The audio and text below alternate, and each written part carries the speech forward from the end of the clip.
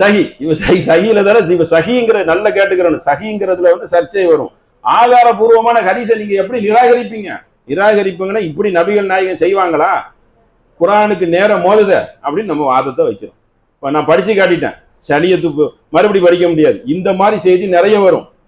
நல்ல சளியை சுட்டி காட்டினா இன்னொன்னு இருக்குது. அந்த ஹதீஸ சிறுநீரையும் இந்த மாதிரி எழுதி வச்சிருக்கிறாங்க. இதே சேம் குடித்து கட்டல் கீழே வைப்பார்கள், அதை எடுக்கிறது. இப்படி ஹதீஸ் நபிகள் நாயகம் பேர்ல எப்படியாவது இதை வந்து ஒரு மந்திரமாக கொண்டு வந்துடணும். இதை வந்து ஒரு தூய்மையான மார்க்கமாக விடக்கூடாது. இது மனிதனை கடவுளாக்குறதுக்கு உண்டான அம்சத்தை கொண்டு வந்துடணும் சொல்லி ராஜதந்திர திட்டம் போட்டு சூழ்ச்சியை உள்ள கொண்டு வந்து சொருவுறான். இப்படி சொருவனாதான் நபிகள் நாயகத்தை அந்த கடவுள் அம்சத்தை கொடுக்க முடியும். அதை கடைபிடிக்கக்கூடியவர்களும் கடவுளாக மாற முடியும். அப்பதான் மக்கள் நம்புவார்கள். அப்பதான் சல்லி கிடைக்கும். மக்கள் கேள்வி கேட்க மாட்டாங்க. மகான் அந்தஸ்து பெற முடியும். நபிகள் நாயகம் உழவு செய்வார்கள், அந்த தண்ணியை எடுத்துக் கொள்வதற்கு அடித்துக் கொள்வார்கள் அப்படின்னு சொல்லி. அப்ப தண்ணி இல்லைன்னா தாய்மன் சேர்ந்துக்கலாம், குளிரா இருந்தா தாய்மன் சேர்ந்துக்கலாங்கிற சட்டத்தை என்ன செய்யணும் நிறைய இருக்கிறது. அந்த வசனத்துக்கு இது வந்து எதிராக இருக்கிறது அப்படிங்கிறதை புரிந்து கொள்ளணும். அதனால இது சம்பந்தமான ஹதீஸ் என்னது, இதையும் சில பேர் விமர்சனம் பண்றாங்க. இந்த நபிகள் நாயகத்தை செய்யது எங்கள் தலைவர், எங்கள் தலைவர், எங்கள் தலைவரின் மகனே, சிறந்தவரே, சிறந்தவரே மகனே அப்படின்னு சொல்லி போற்றி புகழ்றாங்க. இப்படி ஒரு ஹதீஸ் எதுல வருதுன்னா அகமதுல வருது. 12551. இந்த நேரத்துல தான் இதே நபிகள் நாயகம் என்ன செய்றாங்க, கண்டிக்கிறாங்க. அந்த மாதிரி என்ன செய்யாத, சைத்தான் வந்து என்ன செய்யறான், உன்னை திசை திருப்பி விட வேண்டாம். நான் ஒரு சாதாரண முகமது ஆவேன், ஒரு தூதர் ஆவேன், என்னை தகுதிக்கு மேலே என்னை நீங்க என்ன செய்து விடாதீர்கள், என்னை புகழாதீர்கள் சொல்லி கண்டிக்கிறாங்க. புகழாதீர்கள் என்று கண்டிக்கிறது வந்து அவ்வளவு விஷயங்கள் இருக்கிறது. அடுத்து இந்த தூய்மையை பத்தி சொன்னதுக்காக குரான்ல இருந்து ஒரு ஆதாரத்தை காட்டணும்ல. 20வது சூரா நிறைய இருக்குது. சாம்பியலுக்கு 1. 20வது சூரா 81வது வசனம். குலூமின் தையிபாத்தி மா ரஸக்னாஹும் வலா தத்கவ் ஃபீஹி வ யதஹில்ல அலைக்கும். என்ன அல்லாஹ் நமக்கு கூறுகிறான் என்றால், இதே மாதிரி இந்த தூய்மை சம்பந்தமான வசனம் அதிகமா வரும்.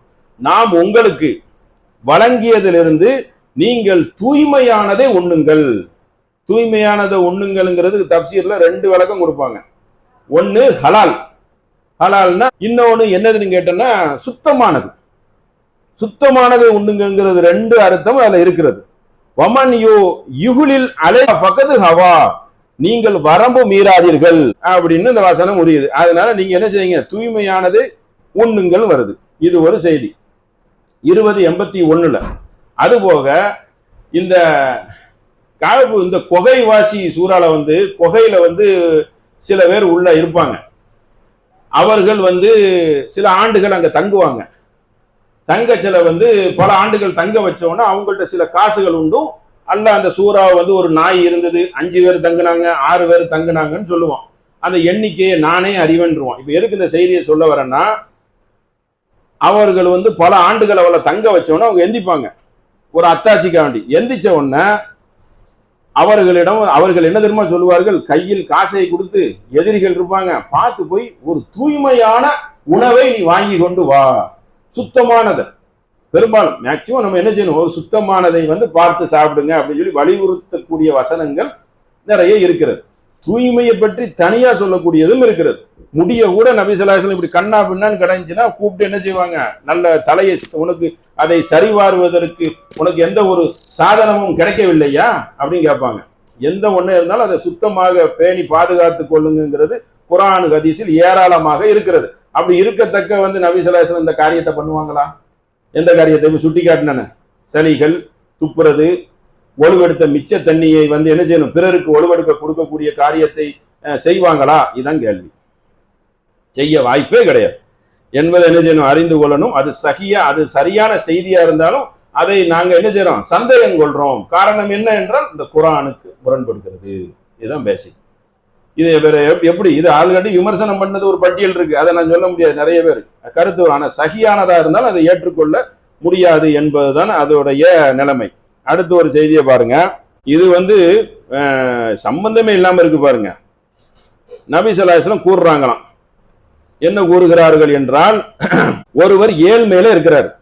ரசூல் ஸல்லல்லாஹு அலைஹி வஸல்லம் இஸ்ரா அபா சயீது ஃப இன்னல் ஃபுக்ரா ஒருத்தர் வந்து ஏழையாக இருக்கிறார். உடனே என்ன தெரியுமா செய்யறாங்க நபி ஸல்லல்லாஹு அலைஹி வஸல்லம், நீ ஏழையா தானே இருக்கிற, என்ன தெரியுமா நீ செய்யணுமா, அதுக்கு வேற சொல்றாங்க. நபிகள் நாயகம் சொன்னதாக உள்ள வச்சிருக்கிறாங்க. யுஜிபினி வ மின்கும் அஸ்ரஉ மின் சைலி மின் ஆலா வல் வாதி வமன் ஆலா இலா அஸ்ஃபலஹு. அதாவது நீங்க என்ன தெரியுமா செய்யணுமா, பொறுமையை மேற்கொள்ளுங்கள்.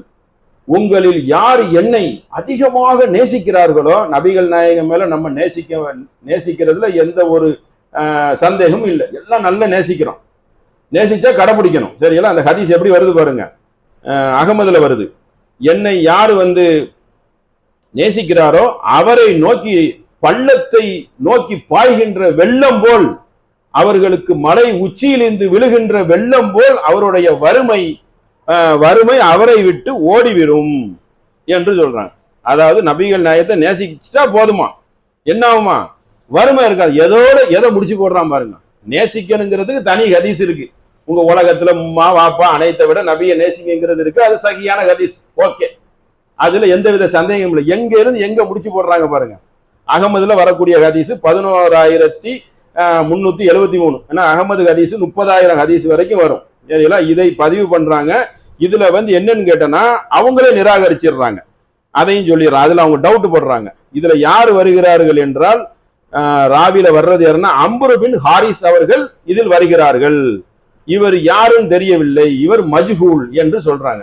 இப்ப ஹதீஸ மறுக்கிற தன்மை இருக்குதா இல்லையா? எல்லா இமாமார்களும் மறுத்திருக்கிறாங்க. சில பேர் சஹீங்குவாங்க. சஹீன்னு சொன்னாலும் அந்த சஹீ மோதுத, அதை கொஞ்சம் சற்று சிந்திச்சு பார்க்கணுமே. சார் என்ன இது டவுட்டால இருக்கு, 5 பேர் சங்கிலி தொடர்ல வந்திருக்கு, தவறான செய்தி வந்திருக்கு, சிந்திக்க என்ன செய்திருக்கோம், கடமைப்பட்டிருக்கிறோம். இப்ப இந்த ரிசுக்கை பத்தி பேசினதை பத்தி அதுக்காக குர்ஆன்ல இருந்து ஒரு வசனத்தை உங்களுக்கு சுட்டி காட்டுறேன். 30வது சூரா அவலம் சிந்திக்கவில்லையா நீங்க? யரவ் அன்னல்லாஹ யப்சுது ரிஸ்கலி மை யஷாவு வ யக்திரு இன்ன ஃபீ தாலிகல் ஆயாத்தில் யுமினூன். தான் நாடியவருக்கு அல்லாஹ் செல்வத்தை தாராளமாக வழங்குகிறான், குறைத்தும் வழங்குகிறான் என்பதை இவர்கள் சிந்திக்கவில்லையா? நம்பிக்கை கொள்ளும் சமுதாயத்திற்கு இதில் பல சான்றுகள் இருக்கிறது.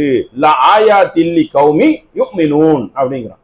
அல்லாஹ் நாடுனா நான் ஃபிரௌனுக்கும் கொடுப்பேன், ஹாமானுக்கும் கொடுப்பேன், காரனுக்கும் கொடுப்பேன், அபுஜஹலுக்கும் கொடுப்பேன், எதிரிக்கும் கொடுப்பேன்.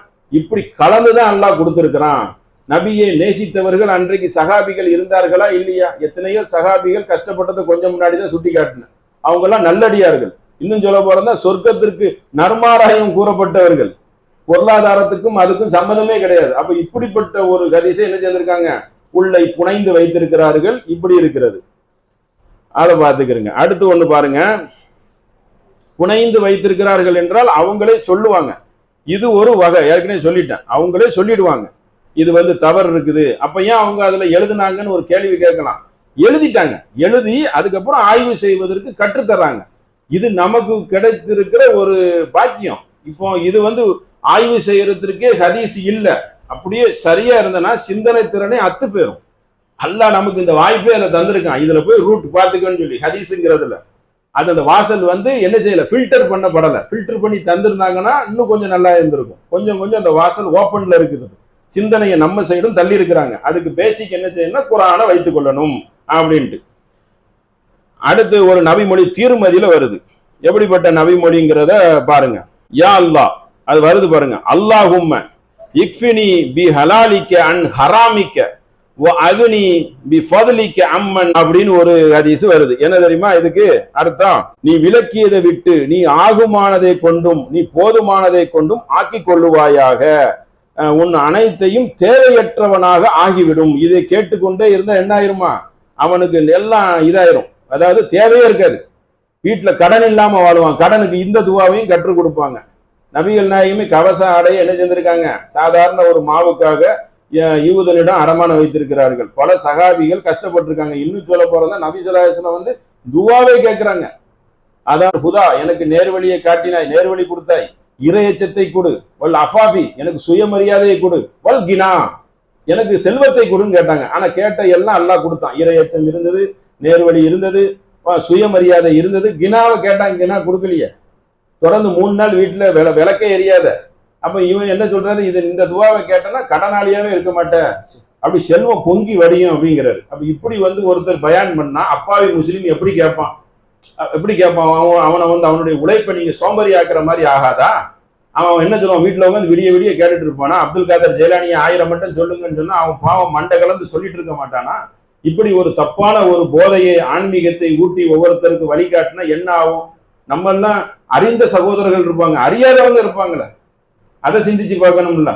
நம்ம அறிந்தவர்களுக்கு வந்து சாதாரண விஷயம், இது வந்து ஒரு எல்கேஜி பாடம், ஏ கிளாஸ் பி கிளாஸுக்கு, அதுக்கு கீழே உள்ள மக்கள் இருப்பாங்களே, அதையும் நம்ம என்ன செய்யணும்? சிந்தித்து பார்க்கணும். அது ஒரு செய்தி. அப்ப அடுத்து இன்னொரு துவாவும் இருக்கு கடனுக்கு. கடன் கேட்டா கடன் இல்லாம ராஜபோகமாக வாழலாம், அதற்கு ஒரு துவாவை கற்றுக் கொடுக்கவா அப்படின்னு சொல்லி இவ்வளவு பெரிய தலப்பா கட்டிட்டு பேசுவாங்க. அப்ப இப்படி பேசினா என்னத்துக்காகும்? அவன் பார்க்க மாட்டானா? நபிகள் நாயகன் சொன்னான்னு சொன்னா ஒரு முஸ்லீம் செவிதாழ்த்தி கேட்க மாட்டானா? அறிவுள்ள முஸ்லீம், குரான் சுன்னாவை பத்தி தெரிந்தவர்கள் சுதாரித்துக்கிடுவாங்க. சுதாரிக்கிறவன் கூட உழுந்துருவான். அவன் பல நழுவி பால்ல விழுற மாதிரி பேசுவான். தெரியுமா, அறிந்து கொள்ளுங்கள் அப்படிங்குவான். இன்னைக்கு அந்த அளவுக்கு பேசுவாங்க. அப்போ அந்த மக்கள் என்ன செய்வான்? இப்படி பார்ப்பான், நம்பர்லாம் போட்டு காட்டுவான். நான் யாருக்குன்னே நூற்றுக்கணக்கான ஹதீஸ் கித்தாப் இருக்குன்னு வேற சொல்லியிருக்கிறேன். அவ்வளவு கித்தாபுகள் இருக்கிறது, முக்கிய பெரிய பெரிய நூல்கள் இருக்குன்னு சொல்லி நம்பரை காட்டிடுவான். ஏன்னா அவங்களுக்கு எல்லாமே சகிதான், எதுவுமே என்ன கிடையாது, லைஃப் கிடையாது, எதுவுமே உங்களுக்கு என்ன கிடையாது, அடுத்த தரத்துல எதுவுமே கிடையாது, சக்கு கிடையாது அவங்களுக்கு, மத்தன் கிடையாது. எதனால என்ன செய்வாங்க? ஏத்துக்கிடுவாங்க. இந்த அதாவது நல்ல கவனமா கேட்கணும், சஹி, குத்தூஸ், ஹசன் இந்த தரத்தை தவிர்த்துட்டு ஒரு 20 பேர் இருக்கு. அதை வேணா முடிஞ்சா நாளைக்கு படிச்சு காட்டிடுறான். அந்த 22 பேர் வரும். அனைத்தும் என்னன்னு கேட்டனா நம்பாதீங்க, அதான் அர்த்தம். நம்பாதீங்கிறதுக்கு அரபுல பேர் வைப்பாங்க, மஜ்ஹூல். மஜ்ஹூல்னா யாருன்னே தெரியாது, அறியப்படாத ஆளு. செய்தி வந்து ஒரு ஆள் சங்கிலி தொடர் கட் ஆயிட்டு, முர்சல் ஆயிட்டு, ஒவ்வொன்றுக்கும் ஒரு பேர் வச்சிருப்பாங்க. ஆனா அனைத்து பேருக்கும் ஒத்த வரியில நான் உங்களுக்கு சொல்லணும்னா அனைத்தும் ஒரு ஒரு தவறான தகவலை சொல்லக்கூடியது. ஆனா கொஞ்சம் கொஞ்சம் சேஞ்ச் ஆகும். இதுதான் அதுக்கு உண்டான அர்த்தம். அப்ப அவ்வளோ விஷயத்தையும் நம்ம உருவாக்கி தந்திருக்கிறாங்க.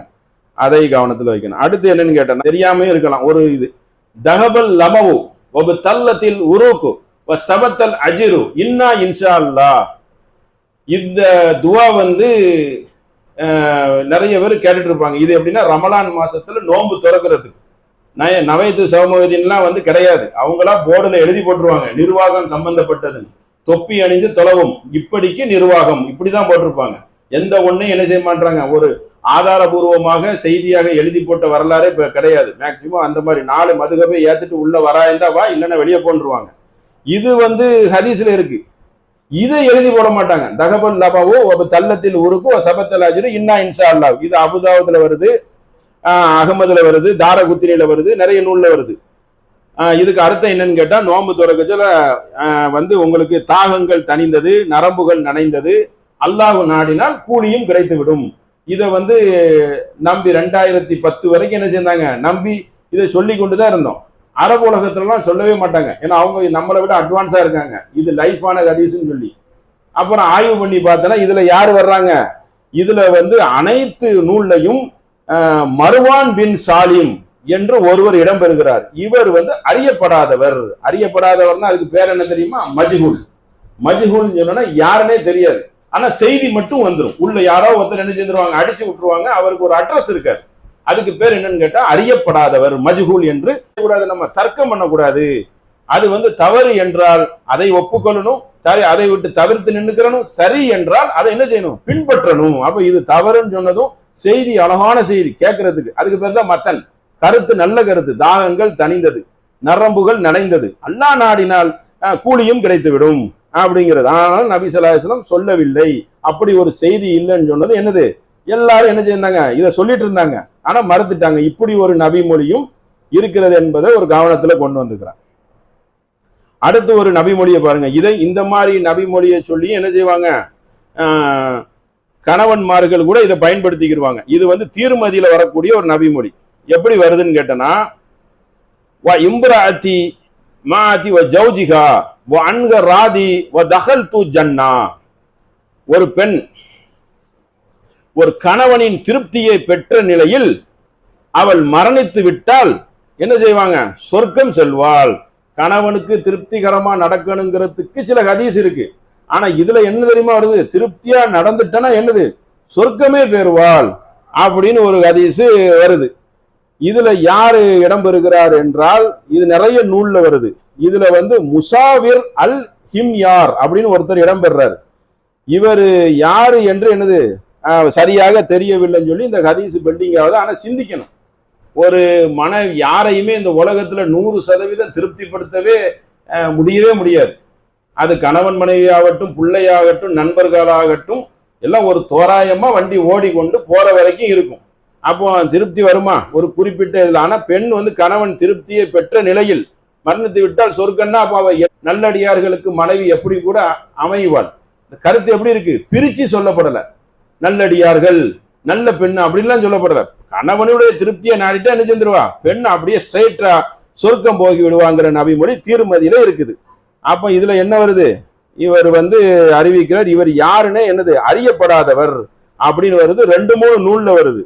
இதையும் சில கணவன்மார்கள் பயன்படுத்திக்கிடுவாங்க. ஆனா இந்த செய்தி ஒரு ஆதாரமற்ற செய்தி. ஏனென்றால் வாழ்க்கைங்கிறது வாழ்க்கை ஒப்பந்தம் தான்.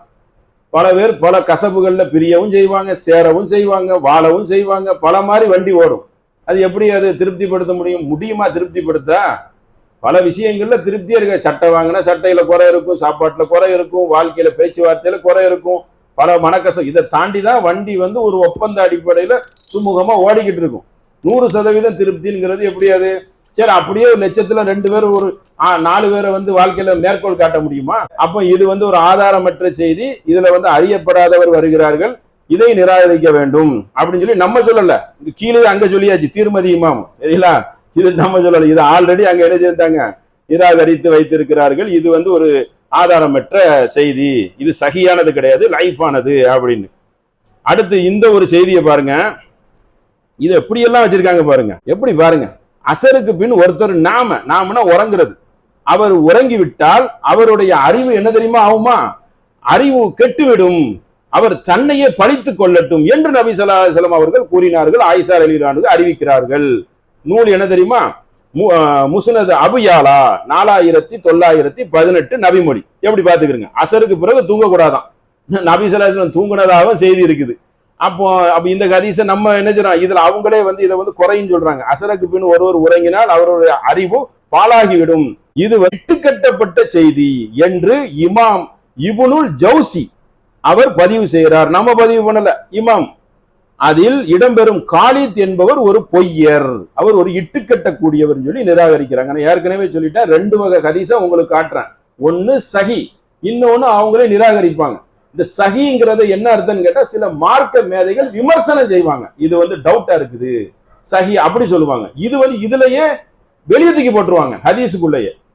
இதை நம்ம உற்று நோக்க படித்து கொள்ளணும், ஓரளவாக தெரிந்து கொள்ளணும்னு தான் இந்த உரை, சரிங்களா? நம்ம சொல்லச்சல இது என்னடா இடிக்குது, சந்தேகம் இருந்தா விட்டுருங்க, சந்தேகத்தை விட்டு போட்டு உறுதியானதை கடைப்பிடிங்க தானே நபி ஸல்லல்லாஹு அலைஹி வஸல்லம் சொல்றாங்க. இல்லைன்னா கேட்டு தெரிஞ்சுக்கிறீங்க. இன்னைக்கு என்ன வலைதளங்கள் இல்லையா, செய்திகள் இல்லையா? ஒன்னொன்னு தட்டினா அவ்வளோ ஆதாரபூர்வமான செய்திகள் கோடி கணக்கில் கொட்டி கிடக்குது.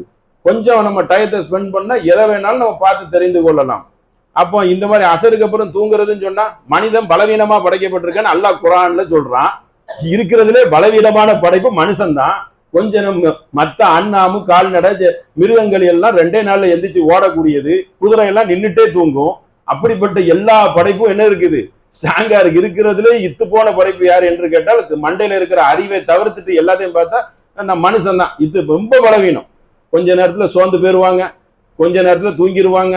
அவ்வளோ பெரிய ஒரு பலவீனமான படைப்பாக இருந்துகிட்டு அசருக்கு அப்புறம் தூங்காதீங்கன்னா, அவன் 24 மணி நேரம் தூங்க சொன்னாலும் தூங்குற அளவுக்கு சோம்பேறிகள் உலகத்துல இருக்கிறாங்க. அப்போ இப்போ வந்து எது எப்படி இருக்குது அந்த மாதிரி பார்த்து கொள்ளணும். அது என்ன மாதிரி இருக்கு, தூங்குறத கண்டிச்சா போங்க. அதுக்கு அதுல என்ன மாதிரி விஷயங்கள் வருது, அறிவு கெட்டு போயிடும். தூங்குறான், அசருக்கு அப்புறம் உறங்கினால் அறிவு கெட்டுவிடும், அவர் தன்னையே பழித்து கொள்ளட்டும். அது அடுத்தடுத்து வாசகத்தை பாருங்க. ஒரு வாசகம் சொன்னா சரி, ஒரு சின்னதா சிந்திக்கலான்னு அர்த்தம். பழிக்கட்டும், அவன் அறிவு கெட்டு போயிடும் அப்படின்னா, ஆமா ஹரத்துல போய் பாருங்க, எல்லாம் படுத்தே தான் கிடப்பாங்க. அப்போ எல்லாம் என்ன செய்வாங்க, பஜருக்கு அப்புறம் படுப்பாங்க. வாய்ப்பு கிடைத்தால் என்ன செய்வாங்க, தூக்கம் வந்தா தூங்கிக்கிடுவாங்க. சுறுசுறுப்பா இருக்கிறது மார்க்கத்துல வலியுறுத்தப்பட்டிருக்கு, அதை சொல்லிடுறேன். நபி ஸல்லல்லாஹு அலைஹி வஸல்லம் துவா கேட்கிறாங்க, சோம்பேறித்தனத்திலிருந்து அல்லாஹ்வே என்னை காப்பாத்துன்னு சொல்லி துவா கேட்கிறாங்க. ஆனால் இந்த செய்தி சரியானு தான் பார்க்கணும். சுறுசுறுப்பா இருக்கணும், ஆக்டிவா இருக்கணும், அல்லாஹ்வை வணங்குறதுல வந்து சோம்பரிதனம் படக்கூடாது, இதெல்லாம் தனி சில செய்திகள் இருக்குது. இது ஒரு ஆதாரமற்ற செய்தி. இது எதுல இருக்குன்னு கேட்டா, யார் ஒருவர் மன்காத சபையின் யார் ஒருவர் எதையும் எதிர்பார்க்காமல் 7 வருடங்கள் வாங்க சொல்கிறாரோ அவர் நரகத்திலிருந்து விடுதலை. அறிவிக்கிறது யாரு தெரியுமா? இப்னு அப்பாஸ். திருமதி 190, இப்னு மாஜா 719, தபரானி இவ்வளவு நூல்லையும் இடம் பெற்றிருக்கிறது. வாங்க என்ன தெரியுமா? எதுவும் எதிர்பார்க்க கூடாதான். 7 வருஷத்துக்கு கண்டினியூவா வாங்க கரெக்டா சொல்லிடணும். 5 வக்துக்கு அவருக்கு என்னது? நரகம் கிடையாது, சொர்க்கம். போற போக்குல சொர்க்கங்கிறது விளையாட்டா? எவ்வளவு தியாகங்கள், எவ்வளவு கஷ்டங்கள். ஒரு நிமிஷத்துல ஒரு விஷயத்தை சொல்லி எந்த மாதிரி பண்றாங்க. வாங்க சொல்வதற்குன்னு சொல்லி ஒரு ஆர்வப்படுத்தப்பட்டிருக்கு. குலுக்கி போட்டால் அதில் யார் பேர் வருதோ அவங்க முந்தி அடிச்சுட்டு ஓடுவாங்கன்னு சொல்லியிருக்கு. ஆனா இந்த மாதிரி ஒரு ஹதீஸை எழுதி வைத்திருக்கிறாங்க. இந்த மாதிரி தப்லீக் ஜமாத்து பிதத்தை கடைபிடிக்கக்கூடியவர்கள், தரிக்காவை கடைபிடிக்கக்கூடியவர்கள்லாம் இதை சொல்லி என்ன செய்வாங்க? அப்பாவி முஸ்லீமை வேலைக்கு வச்சுக்கிடுவாங்க. நீ சொர்க்கம் பேருவன்னு சொல்லி அவன் என்ன நினைப்பான்? ஒரு பாமர முஸ்லீமும் நீங்க நம்ம என்ன கிடைக்குன்னா, நம்ம கீழ்நிலையில் இருக்கிறவர்களை சிந்திக்கணும் அல்லவா? அவன் பாவம் இல்ல, அவனுக்கு என்ன தெரியும்? நபின்னு சொன்னா அவன் பாரு, அவன் உள்ளத்துல தைக்கப்பட்டிருக்குமே, ஆகா நம்ம முஸ்லீமு, நமக்கு சொர்க்கம் கிடைக்கும் நபி அப்படின்னு சொல்லி போதிக்கப்பட்டு அவன் உள்ள இருக்க மாட்டானா? ஒரு மோதினாரை பிடிச்சி வாங்கி சொல்றதுக்கு ஒருத்தனை பிடிச்சி வச்சிருக்கு. அவன் பஞ்சால உட்கார்ந்த மாதிரி உட்கார்ந்து இருக்கிறாரு வருஷ கணக்கா. அந்த மாதிரி உள்ள எல்லாத்தையும் பிடிச்சி வச்சிருப்போம். எல்லாமே இந்த மாதிரி ஒரு புனையப்பட்ட ஹதீஸை பேசி பேசி மக்களை மடையர்களாக ஆக்கி வைத்திருக்கிறார்கள். இன்னும் வரைக்கும் பேசிக்கிட்டு இருக்காங்க. இந்த துவாவை கேளுங்க கோடி வரும், இதை கேளுங்க அது கிடைக்கும் அப்படின்னு சொல்லி என்ன செய்யறாங்க? ஒரு குரான்ல ஒரு சிஃபா இருக்கு, இல்ல அது தனி. குரானை ஓதுங்க இருக்கு. இவங்க சொல்ற கட்டுக்கதை இருக்குதா? குறிப்பிட்டு ஒரு சூறாவை காட்டி இதை ஓதுங்க அப்படி இருக்குதா? அதான் கேள்வி. குரானை ஓதுனா ஒரு எழுத்துக்கு 10 நன்மை இருக்கு. அல் பகரா, ஆல இம்ரான், மறுமையில உங்களுக்கு சாட்சி சொல்லும், எவ்வளவு விஷயங்கள் இருக்கு. அழகான முறையில ஆதாரபூர்வமானதை சொல்லுங்க. ஏன் ஆதாரமற்றதை சொல்லி மக்களை மடைமாற்றம் பண்றீங்க? உங்களை தானே மக்கள் நம்புறாங்க. அப்படிப்பட்ட மக்களை ஏன் திசை திருப்பீர்கள் என்பதை கவனிக்கணும். அடுத்து, உங்களில் மரணித்தவர்களுக்காக இதை எல்லாரும் சேர்ந்துகிட்டு இருக்காங்க இன்னும் வரைக்கும். யார் ஒருவர் மையத் இன்னும் அவர் மரணித்தவர்களுக்காக சூரா யாசீனை ஓதுங்கள் எல்லாரும் ஓதிக்கிட்டு இருக்காங்க. குர்ஆன் ஓதப்பட வேண்டியதுதான், நம்ம தனி விஷயம். இறந்த இடத்துல ஓதுனாங்களா? மையத்துங்கிறது 20ஆம் நூற்றாண்டு கண்டுபிடிப்பா? நபிகள் நாயகம் காலத்துல யாரும் மரணிக்கலையா? அவங்க சின்ன பாப்பா மரணிக்கலையா? அவங்களுக்கு விரும்பின மனைவிமார்ல கதிஜா ரலியல்லாஹு மரணிக்கலையா? அவங்க பேரப்புள்ள மரணிக்கலையா? 3 மகள்க அவங்க வாழுங்காலத்துல மரணிக்கலையா? எல்லாத்துக்கும் உட்கார்ந்து யாசின் ஓதுனாங்களா இல்ல துவா கேட்டாங்களா? அப்ப யாசின் ஓதுங்கன்னு சொன்னதை என்ன செய்யறாங்க? விமர்சனம் பண்றாங்க. இமாம் நவவி செய்தி அறிவிப்பாளர் வரிசையில் பலவீனமானது, இது மஜ்ஹூல் அறியப்படாதவர். இமாம் தகபி அவர் அறிவிக்கிறார், இந்த வரிசையில் யார் வருகிறார் என்றால் அபு உஸ்மான் என்பவர் இடம்பெறுகிறார். அவர் யாரு என்று தெரியவில்லை, அவர் தந்தை யார் என்றும் அறியப்படவில்லை. ஏன்னா ஒருத்தர் அறிவிக்கிறாங்கன்னா அவரை பத்தி தெரியணும். இவர் யார்? இவர் பேர் சுலைமான், சுலைமானுக்கு அவங்க தந்தை பேர் யாரு அப்படின்னு ஒரு சங்கிலி தொடர் வரணும். அட்லீஸ்ட் ஒரு தந்தை பேராவது தெரியணும். அப்போ அவரையும் தெரியல, அவர் தந்தையும் தெரியல. அழகான முறையில் என்ன செய்றாங்க? நம்ம வரைக்கும் அவங்களே நிராகரிக்கிறாங்க. நிராகரிக்கிறது தெரிஞ்சுக்கிறணும்ல. இமாம் அல்பானி, இது ஒரு விடயம், இது ஒரு தொடர்பு, எந்த ஒரு ஆதாரம் இல்லாத ஒரு ஹதீஸு, இதை நீங்க என்ன செய்யுங்க, இது இந்த மாதிரி பார்க்கவே இல்லை, இது நீங்க தள்ளிருங்க அப்படிங்கிறாங்க. இப்னுல் ஹதீஸ் இது ரொம்ப பலவீனமானது அப்படிங்கிறாங்க. அடுத்து இப்னு உசைமின் இவர் சொல்றாரு, இது ஒரு கருத்து வேறுபாடானது, இது ஒரு விமர்சனத்துக்கு உட்பட்டது, இதை நீங்கள் பின்பற்றாதீர்கள் சொல்லி அந்த இமாமார்கள் நிராகரிக்கிறாங்க. இப்படி எல்லாம் மக்கள் புரிஞ்சுக்கிடுவாங்களா? சரி, இப்படி புரிய வேண்டாம், அட்லீஸ்ட் இப்படி சொல்றாங்களே, இது என்னடா மொத்த குரான் இருக்கு என்ன நினைப்பான்? ஒரு தாயோ ஒரு தந்தையோ அண்ணனோ இறந்து போனா உட்கார்ந்துக்கிட்டு யாசின் நல்ல உருகானின் ஹக்கீம் உட்கார்ந்து ஓதுவானா? போ சொன்னாதானே செய்வான். அந்த இடத்துல கண்ணீர் வடிக்கிற நபிகள் நாயகம் இறந்த வீட்டுல கண்ணீர் வடிக்கிறாங்க, சோகத்துல இருக்கிறாங்க, துவா செய்வாங்க. அப்படிப்பட்ட சம்பவங்கள் ஏகப்பட்ட சம்பவங்கள் இருக்கு. நேற்று கூட முந்தானத்து விளக்குன அவங்க மகன் இப்ராஹிம் இறந்து போச்சுன்னா அழுகுறாங்க. இங்க உட்காந்துட்டு யாசின படினா இன்னும் வரைக்கும் உட்காந்து படிச்சுக்கிட்டு இருக்கிறான். யாசின் சூறால இருக்கு, நீங்க உள்ளவர்களுக்கு நேர்வழி காட்டுவதற்காக இந்த குரான் வந்திருக்குங்கிறான். நீ இறந்தவருக்கு எப்படி ஓதுவ? நேற்று தான் சொன்ன வலா தஜிரு வாசிரத்து விசுர ஊக்குறா, ஒருத்தர் சுமையை ஒருத்தர் சுமக்க மாட்டார், அவர் சம்பாதித்தது அவருக்குங்கிறான். அப்படி இறந்தவருக்கு தான் விதிவிலக்கு சொல்லப்பட்டிருக்குற. அவர் பேர்ல தான தர்மம் செய்யி, துவா செய்யி, இந்த 2 இருக்குது, இந்த 2ஐயும் விட்டு போட்டுருவ. குரான் வாசி இல்ல உட்காந்து ஒண்ணு இல்லக்கா அப்படி படிச்சுக்கிட்டு இருக்கிறீங்களா? சிந்திக்க வேண்டாமா? அப்ப யாசின் சூறாவை உட்காந்து நினைச்சான் பட்ட பட்ட பட்ட பட்டன்னு வாசிக்கிறாங்க. இறந்த வீட்டுல ஆறுதல் சொல்ல வேண்டியது இருக்கு, பக்கத்துல உள்ளவங்க ஒரு ஏதாவது சமைச்சு கொடுக்க வேண்டியது இருக்குது, ஒரு பகிர்ந்து பேச வேண்டியது இருக்கு. அப்ப அதையெல்லாம் என்ன செய்யணும்? கவனத்தில் வைத்துக் கொள்ள வேண்டும். அப்ப இந்த ஒரு சம்பவம் என்ன இருக்கு, இன்னும் வரைக்கும் இருக்கு. யாசின் சூறா ஓதுறது அப்ப அந்த மாதிரி இதெல்லாம் எங்க இருந்து எடுக்கிறாங்க? இங்க இருந்து தான், இந்த மாதிரி செய்தியில இருந்து எடுத்து தான் என்ன செய்றாங்க? மக்களை வந்து மடைமாற்றம் செய்கிறார்கள். இன்னும் ஏராளமான செய்திகள் வந்து கொண்டே இருக்கும். ஆனா ஏற்கனவே ஹதீஸ் அறிவிச்சிட்டேன். 3 லட்சத்துல இருந்து 5 லட்சம் வரைக்கும் ஹதீஸ் வாக்கியங்கள் இருக்கு. அதுல சில ஆயிரங்கள் தான் இப்படி 1 2 வந்தால் என்ன செய்யணும்? எச்சரிக்கையாக இருந்து கொள்ளணும் என்பதற்குத்தான் இதை மேற்கோள் காட்டுறோம். இன்ஷா அல்லாஹ் இதோடைய மீதத்தை என்ன செய்யலாம்? சில முக்கியமானதுகள் இருக்கு. அதை இன்ஷா அல்லாஹ் நாளைக்கு நம்ம பார்க்கலாம். இஸ்லாம் இந்த ஹதீஸ் இதெல்லாம் உங்களுக்கு நம்ம குர்ஆனுக்கு ஹதீஸ் முரண்படுமான் என்பதை நாளைக்கு இன்ஷா அல்லாஹ் ஒற்றைப்படை விரைந்து வந்தாங்கன்னா நாளைக்கு ஒரு நாள் நம்ம இதை சொல்லிட்டு உங்கள்கிட்ட கேள்வி பதில் ஏதாவது சந்தேகம் இருந்தா இது சம்பந்தமா ஏன் மறுக்கிறீங்க, இந்த ஹதீஸை ஏன் மறுக்கிறீங்க, இல்ல இந்த ஹதீஸை இப்படி சொல்றாங்கல்ல இதை ஏன் மறுக்கிறீங்க அப்படின்னு சொன்னா நான் அதுக்கு என்ன செய்வேன்? சகாபிகள், மார்க்க அறிஞர்கள், அதோடைய மேதைகள் இதையெல்லாம் மேற்கோள் காட்டி உங்களுக்கு என்ன செய்வேன்? ஆதாரத்தை நான் நிறுவுவேன்.